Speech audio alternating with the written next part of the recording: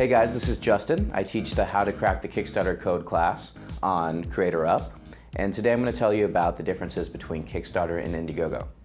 One thing that's really important to me is that the landscape has changed quite a bit, and people know a lot more about crowdfunding, just the general audience.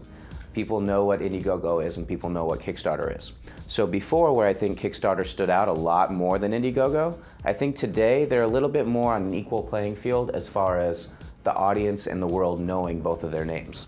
So something to talk about next is the idea that of fixed funding versus flexible funding. So Kickstarter only allows you to do fixed funding, which means if you ask for 100 grand, you have to raise 100 grand or more in order to keep the money. So if you ask for 100 grand and you only get 20, well, you don't get to keep anything. Versus flexible funding, which is something Indiegogo allows you to do, if you ask for $100,000 and you raise 20, well, you get to keep that 20. And that's something that may be an important decision for you guys to make. Something really important to me, though, is making sure that you can provide what you say you're going to provide.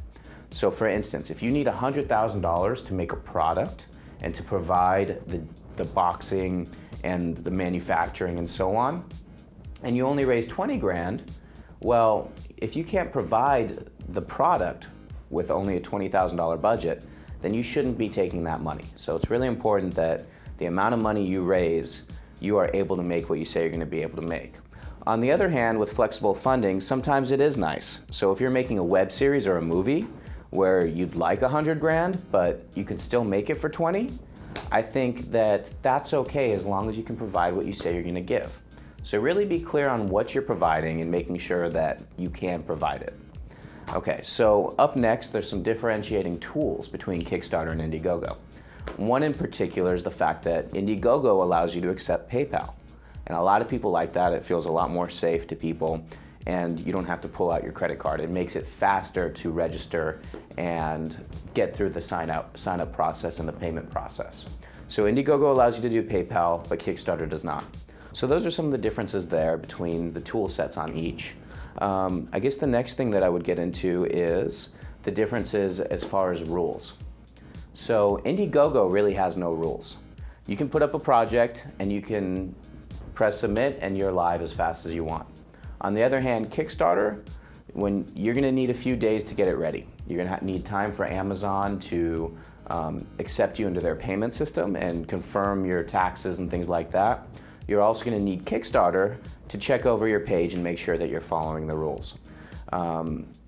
So Indiegogo, you can just instantly put something up. They don't care what you do. They're just happy for you to be there. Kickstarter, on the other hand, it has to be a creative project. It has to have a beginning and an end. There are a lot of rules, and we're not going to go over them now because you'll have to go on Kickstarter to find out more.